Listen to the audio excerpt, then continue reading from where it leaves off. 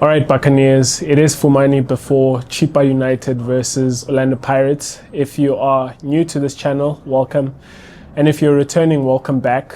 This channel is all about making sense of football, just honest conversations reflecting on the game we all love. And today I want to talk about Orlando Pirates versus Chippa United, or Chippa United versus Orlando Pirates, as Orlando Pirates will be away at the Kings Park Stadium, a stadium they have played in a couple of days ago now, I think 2 nights ago, where Orlando Pirates had a frustrating 1-1 result versus Amazulu. And not very long after that, they are still in the KZN and will be playing Chippa United on Sunday, the 16th of August at 3 p.m. And I want to get into that game because there's so much to talk about just because of the nature of the result that Pirates got against Amazulu and what that has set up, like the environment and the atmosphere that has set up ahead of this game. And I think just when I think about it, there's a lot of things that I think are going to be interesting to talk about on this show today for me. What happens, at centre forward with the growing frustration of Pirates lacking goals and the players that are playing not scoring, namely Yanele Mbutuma, and just the reaction, the mixed reaction of people on the internet to him as a person. It's going to be interesting for me to get into what happens at central midfield. We saw Sihlanduli get injured. We know Talent Mbata is out with a long-term injury as well. So what's going to happen there, knowing that we've been playing central midfield with someone like Camren Dansin, who is youthful and is relatively new in terms of a starting berth in this Pirates team. It's going to be interesting to talk about, like, what does the head coach do in terms of, does he rip apart everything that has happened now? Because we obviously heard him speak after the Amazulu game, and he spoke very blunt, very honest about how he feels, and you can always expect that from Abdeslam Ouaddou. Just talking about that, there are a couple of players that he, in his words, need to wake up, and he does not have much patience for them. Going so far as to say that some players are still at the World Cup, which was a hint for us to kind of figure out who specifically he's talking about. So it's going to be interesting to kind of get into that as well. I think it's also just going to be interesting to look at the wide areas. But I think before we can talk anything Orlando Pirates, what Pirates will look like and stuff like that, I think we need to analyze what Chippa United do, how they play, for us to inform our thinking, like the tactics and all those kind of things, to justify why this decision, not that one, and why this player instead of that one. I think we need to start with Chippa United. And I, for one, have been watching them, as I should. Before I speak about Pirates versus Chippa United, I've watched Chippa United, and I think where I want to start is that Brandon Truter's team plays a 4-3 formation. That's the first thing. The organization is they play with a 4 at the back, 3 in midfield, 3 up front. And yeah, just looking at maybe, because what you expect with Pirates playing against any team really, at least 14 out of the 16 or 15 teams in this division, is that Pirates is going to have much of the ball, dominate possession, and so it's interesting to look at, okay, how are they gonna react without the ball? How do they organize themselves? How do they play? Who plays where? That kind of thing. And that maybe that's the first place to start, is that in possession of the ball, when Pirates have possession, we're likely to see a 4-3-3 organization, like I've already mentioned, or maybe even a 4-5-1, 4 at the back, 5 in midfield, 1 player up front. I think we are likely to see them, not engage Pirates when Pirates is building up at the back. So they're not going to be aggressively pressing the back line of Pirates, trying to win the ball back high. I think their line of engagement is rather at the center of the park. So when Pirates get to the center of the park with the ball, so I think they'll allow Pirates to build up rather higher up the pitch around the center. And that's where you're going to start seeing their front man, specifically the front 3, the striker and, the players who play on the wide areas. They will then start to engage Pirates and try to harry them and force them into channels where they think they can win the ball back with the rest of the players or the rest of the lines following to try and press Pirates and win the ball, not the ball back, or the ball back, whatever the case may be or the situation may be in the game. But they rather like to engage around the center of the pitch. So that's kind of how they will line up. And then the other thing is that in possession of the ball, when Chippa United have the ball, what it looks like is that the right back and the left back, which if I'm not mistaken, the left back is Camren Jones, and on the right is our person as Orlando Pirates, Sergio Camis. Obviously, we know Sergio Camis because of all of the duels that he has had with Relebogile Mofokeng over the years on that left wing when Mofokeng was still playing left wing for Pirates. But Camis and Camren Jones are tasked to invert as full backs. So what they do is that they will come inside next to Mosele, who is a CDM, a central defensive midfielder, the anchor. They'll come alongside him, so sort of next to him. They will come inside, and then the central midfielders, their number 8, which I think it's Sami Siabi, who's been playing there, as well as Shabalala, will push up the pitch. And so what it looks like is that they've got almost all of the players in the center, like along one line in the central channels. And then they've only got Justice Figueiredo, who is a left wing on that wide left channel. And then they've got Azola Matrose on that right wide channel. So only the 2 players out wide. And specifically, they do that because I think they believe that their biggest threat is when they isolate their wide players, which is Figueiredo and Camis, in order to be able to get the ball to them in space so that Camis and Azola Matrose can take on the fullback with the ball isolated. So I think they set up in that way just so they kind of like create that space on the wide channels by bringing all of their players into the central corridors, which is the central area in the half spaces at the center of the pitch.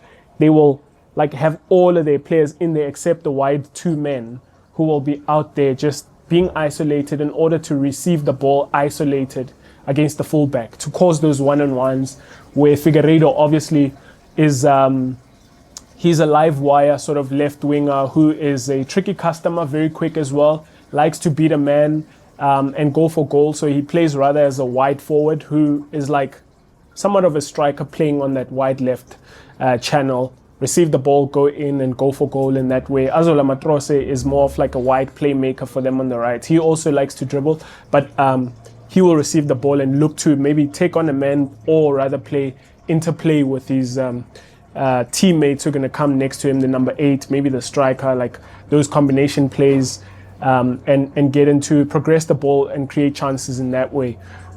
So yeah, that's what they do. So Camis comes inside, Camren Jones comes inside as well. They'll sit next to Goodman Mosele. And then the number 8, again, like I've said, a lot is required out of them because they are tasked with then supporting the lone striker.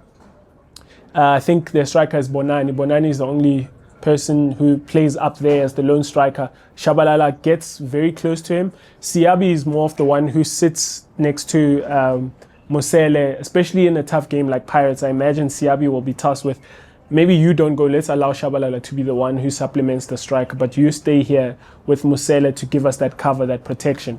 So that's kind of how they set up. In terms of like kind of on the ball, I don't think that's there. Like when I think about how does Chippa United win a game against Orlando Pirates, I think the game's going to be won and lost in this game, specifically on offensive and defensive transitions. I'll say more to that. But what I mean is that in the case of Chippa United, I don't think they will win this game when, they're on the ball and they're passing it around and creating chances. I think they're not going to have that luxury. Pirates is going to hustle and hurry them and try to win the ball back as quickly as possible, which is something that Pirates is very good at, winning the ball back. So that's not where Chippa United win this game. Where Chippa United will win this game, I think, is going to be on their offensive transitions, which is they have now won the ball back. How do they counter attack? How do they quickly attack Orlando Pirates when Orlando Pirates is disorganized. We saw against AmaZulu, Sibilibili is gone. How do they attack that area with Justice Figueiredo, who's going to be a headache for someone like Sibilibili to think about, because he loves to run. He loves to stay out there and become that cheat that stays there. Sibilibili is gone. As soon as they win the ball back, play it to Figueiredo, and Figueiredo's got a free run at the central defenders, at maybe, Siema, the right centre back, and taking him on in that way. So I think that's where it gets won and lost for Chippa United. I think maybe set pieces. I can't specifically say that they are masterful at set pieces. I can't say that.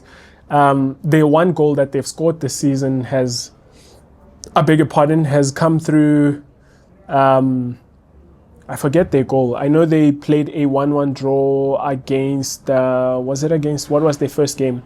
I'm now forgetting. I think it might have been Skukune, something like that. The following game, they played a draw against Golden Arrows, but they've scored one goal and it wasn't a set piece. So I'm wanting to make that point that I can't say that this is where they are dangerous in terms of like set pieces and stuff. I do think that on that offensive transition, after they've won the ball back, they're going to try and attack as quickly as possible. And I think that's where their biggest threat is. However, I also think that that's where their biggest weakness is. And I think maybe here I'm going to transition to talking more about Orlando Pirates now. I think, just with how they like to play, especially on the ball, I've already spoken about how their fullbacks will invert inside into the central corridors.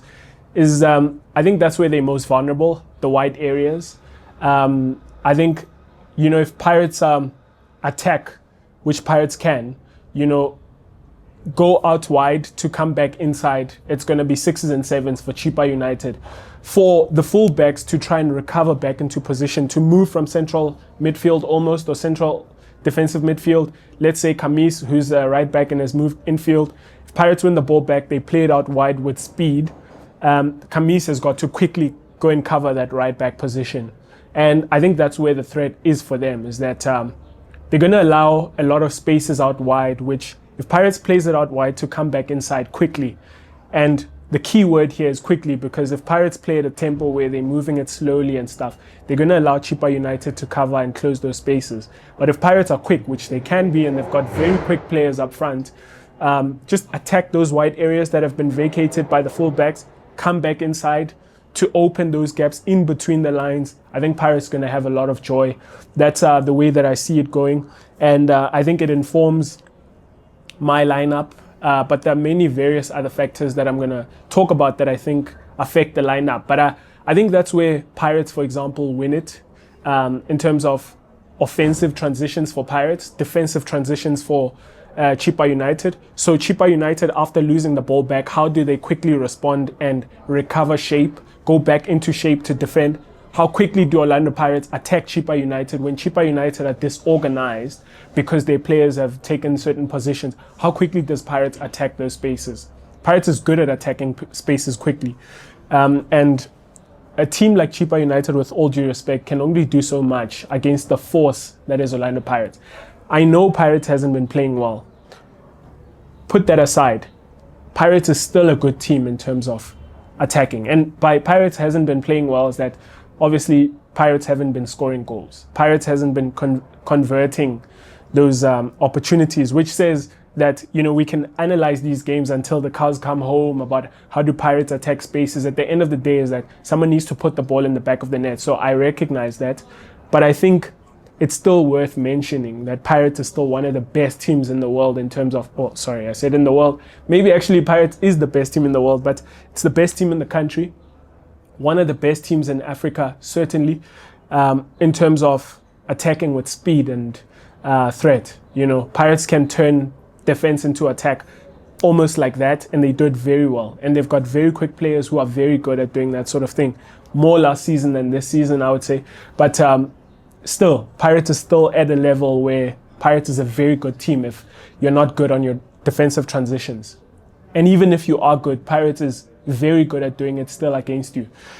I think, so for Pirates, that's where it can get won. But the other place that it can get won, and I'll come to the personnel that I think Pirates should play in order to take advantage of all of these things that I'm pointing out, is depending on who Pirates play, which again I'll get to in a moment, and I'm not trying to leave you hanging here, is that you want Pirates to be good when they have possession, because it's one thing to attack when you've just won the ball back on transition, so when the team is disorganized, but there's also situations where the team is organized. Everyone is in possession, in the right position, I beg your pardon, for Chippa United. So the right back is where the right back should be, centre backs are where they should be, central midfielders, wingers, and so forth and so forth. And Pirates has got the ball now. And Pirates has got to figure out a way of how to carve open Chippa United. So Pirates is in possession of the ball, in settled possession. Maybe they've had it for maybe 20 seconds now. Everyone is recovered into shape, and Chippa United is moving around, just like shifting relative to the ball, closing gaps, that kind of thing. How do Pirates then open up Chippa United in that case? Because it's certainly not going to be by attacking vacant spaces by pace and directness, but it's rather, I hope you can see it here, we need people who are good on the ball, who are intelligent to find spaces, even though Chippa United is closing them. And therein come some of my suggestions in that, and maybe I'll say this up front, I want in this game for Orlando Pirates to play with Oswin Appollis and Patrick Maswanganyi and Camren Dansin. And the reason I say that recognizing full well that the head coach has criticized someone like Oswin Appollis implicitly by saying some players that were at the World Cup haven't returned. And so I know that the head coach has said that. But I still think that this game for me requires Oswin Appollis. But more than that, I watched that AmaZulu game and I watched it very carefully, and I watched it more than once. And after all, I still am confident to say that Orlando Pirates looked better when Oswin Appollis came on. I know they created a lot of chances in the first half, but I think Orlando Pirates looked more assured, looked more streetwise, looked more clever and dangerous for me with the ball when Oswin Appollis came on. And I think it's specifically because of how many intelligent players were on the pitch at that point who were aiding Patrick Maswanganyi. Now, a little bit of a pivot to speak about Maswanganyi. I'll come back to, being an advocate for Appollis to play. And I'm sure you can hear my point already, is that I think Oswin Appollis is an intelligent player. But I think in that first half, you had Patrick Maswanganyi and Camren Dansin, who were the smart players on the pitch. But I think Tito needed help in that regard. Tito was amazing in the first half, and I think his performance didn't quite change in the second half as well. But I think when Oswin came on, there was a supplement for Patrick Maswanganyi in terms of someone else who could be dangerous in terms of outsmarting Chippa United, AmaZulu in that game. So Patrick Maswanganyi had someone else who could come deep and kind of look for holes from AmaZulu. Like, how do we carve them open? We've got the ball now. Who's going to move where? Where can I play a pass where they don't see it coming? That kind of streetwise mentality where it's like, I'm just going to loop the ball there. I'm going to play the ball in through that channel. Those kind of things. And I think when Oswin Appollis came on, it looked like Patrick Maswanganyi wasn't the only player to whom we look for that kind of solution. Like, can you open them up for us? Tito did an amazing job. I think he will still. He looks like he's playing with a confidence, and like he's just gliding through these games with like a quality that is superior to those around him.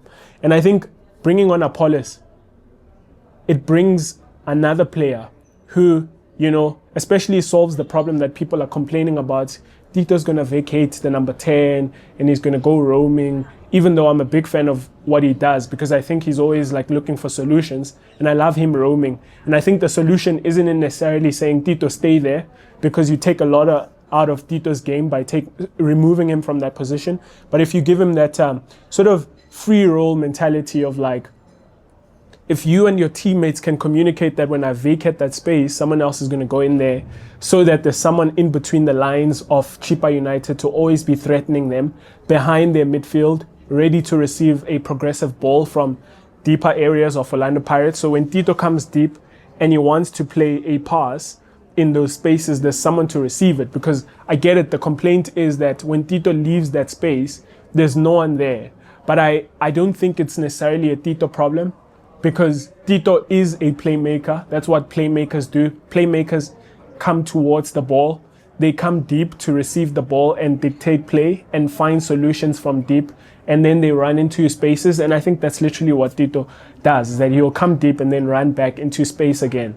I think the solution lies within the squad. I think the solution lies in the way Orlando Pirates organizes themselves, and they shift tactically when Tito does that. And I think Oswin Appollis is the person for that. And we saw it last season a lot, in that Appollis and Mufokeng would interchange. Someone would be in the half space, someone would come out of it. Sometimes both of them would be in there. But you knew that Oswin Appollis would come into that area, or Mufokeng would be there, and Oswin Appollis maybe out wide, and that kind of thing. And I think something that Maswanganyi has been unfairly criticized is he comes deep. But I think when someone is occupying that space, I don't know necessarily what people are complaining about, unless if there's no one else doing that.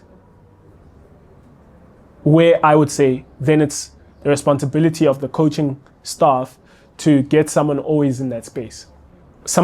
Pirates needs to be coached to always have someone in that space. And if Pirates settles on the fact that Patrick Maswanganyi is our number 10, then they need to play to the strengths of him and limit his weaknesses, in quotes. And I think one of them is, if it is true that it is a weakness of Maswanganyi that he leaves that position, then someone needs to be in there. And I think there's no one else in the squad for Orlando Pirates than Oswin Appollis, especially who suits the fact that Tito is a number 10. So how do you get a number 10 on there and someone else who can play as a number 10, who isn't a number 10, without upsetting the formation of the team? And I think naturally for me, it's Oswin Appollis. He's a left winger who will come in that space. He loves to be in that space, in fact, because that's where Oswin Appollis is also most dangerous. You saw him when he came on against AmaZulu. That's where he plays those intelligent through passes that he plays.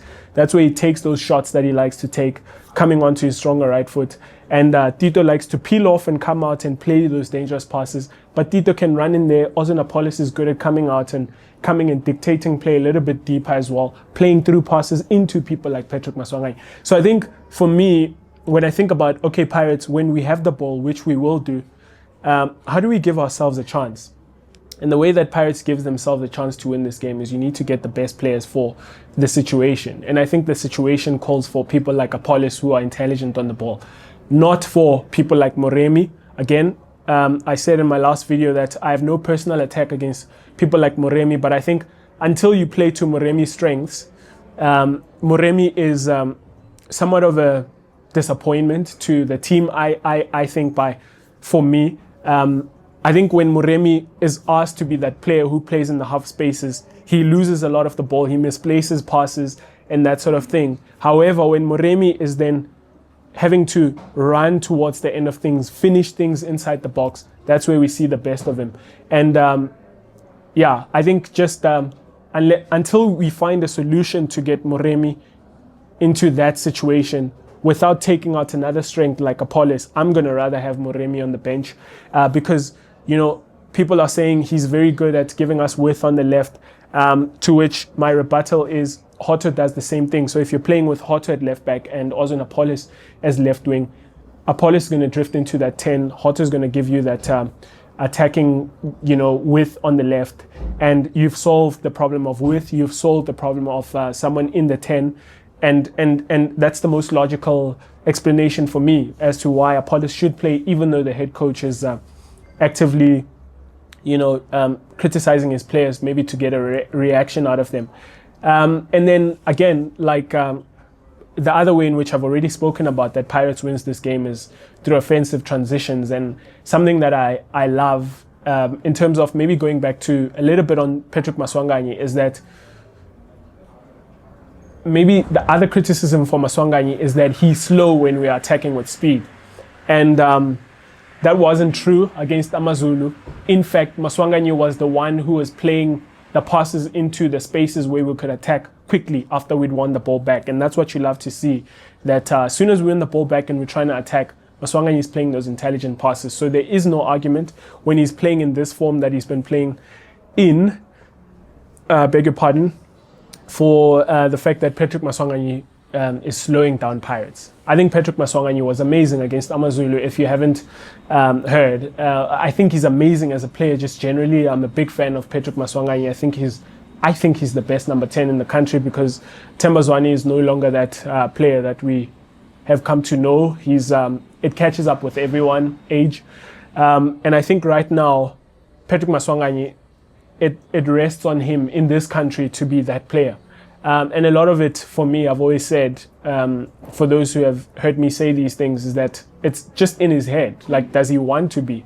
And if he wants to be, then he'll play to the strength of the team. He'll get a little bit out of his head, thinking too much about who is he and how good, that sort of thing. I think it's good for him to play with arrogance, which we saw against AmaZulu. He did have that arrogance of like, I can do anything, which he pulled it off. But I think there's a mentality which serves the team that Tito needs to be playing with for us to see his best, where he's helping the team. And I think he's in that form currently, certainly in these last 2 games. And I think even on offensive transitions, if you've got the Maswanganyi whom we're seeing right now, Pirates are going to be very dangerous, because he's intelligent enough to see those passes. And so, yeah, I think it would be great. And then coming to the sort of central midfield thing is that, obviously, and I'll come to centre forward. Maybe a lot of people want to hear what we think about, like, what should happen at centre forward. But just quickly addressing the central midfield, I think that's a tough one, and it'll be interesting to see. I'll leave it to Ouaddou. I'm not going to try figure it out. I'll leave it to him. I'm not at training. I don't know who's ready to come on and play 6 for Pirates, because ideally what you want for someone like Camren Dansin, I want him on in this game, because Pirates are going to be on the ball. They're not going to find it too challenging in that midfield. So Dansin's going to be fine in this game. And he's going to be that extra player who's good on the ball and intelligent, and forcing us, or rather playing for us, those passes that are going to be unlocking Chippa United, those intelligent passes. But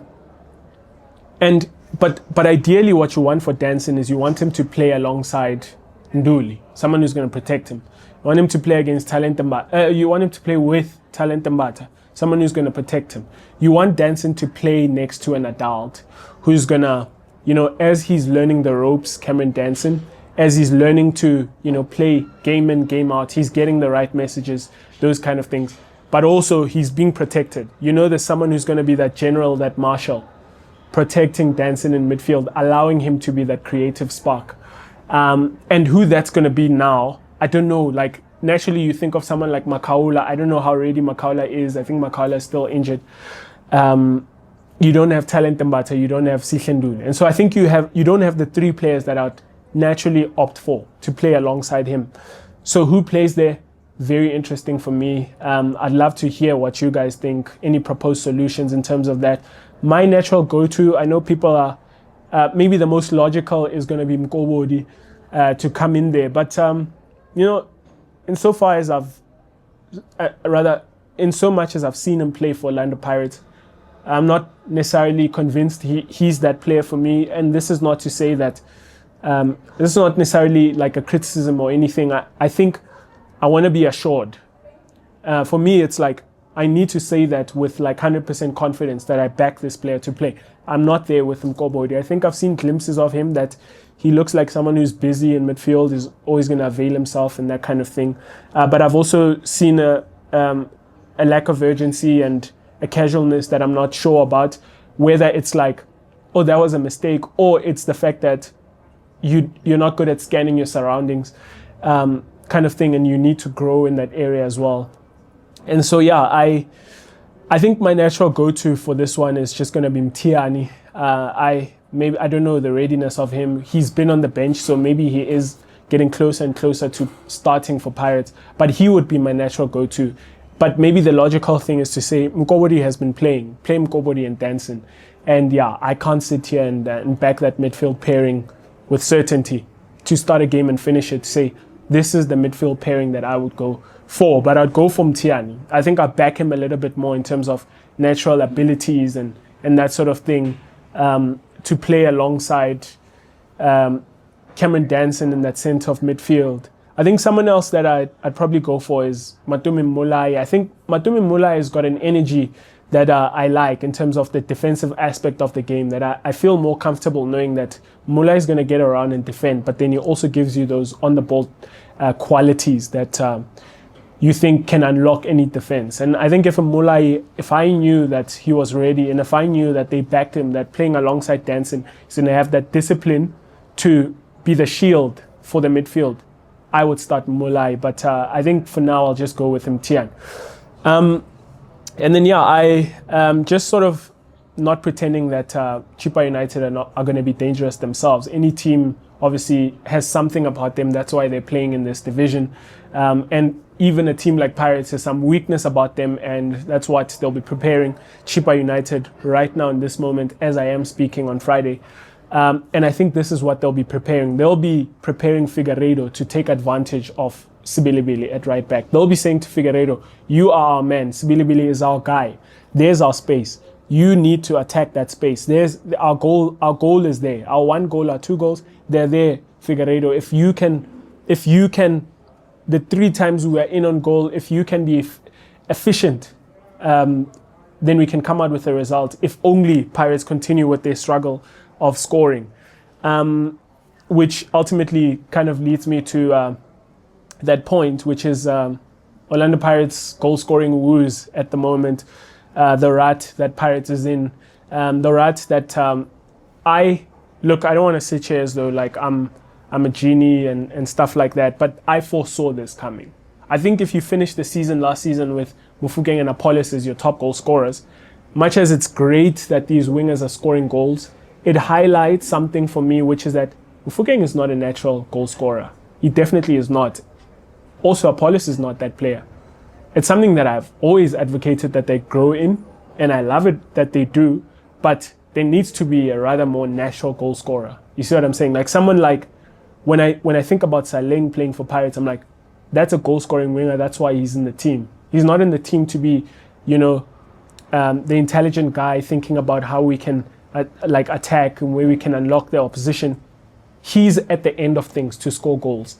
And maybe for me, that's like Moremi. If Moremi is not scoring, then Moremi is not useful in this team. And I think I have similar sentiments for Khositsile. I think Khositsile is going to be a waste if he's in the team not providing assists, not scoring. Because it's like, are you going to then be that intelligent player who's just creating, attacking situations for us? Then you definitely need to be that at least. But currently, Pirates is begging for someone to put the ball in the back of the net. And poor Mbutuma is that like you never can knock Mbutuma for trying, but you also can never defend him, because it's like at the end of the day, you need to score, man. Like you need that composure, and you're lacking. I think the biggest thing, Mbutuma's lacking in the composure. He's lacking in the finishing ability.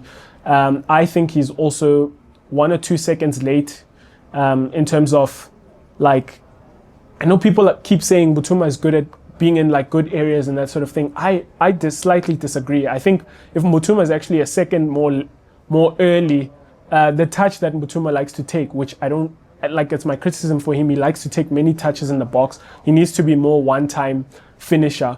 And I think we'll see more goals if Mbutuma practices like, first time finish and that sort of thing. But I think something that actually delays him is that he doesn't have as much time. And for me, it's about positioning.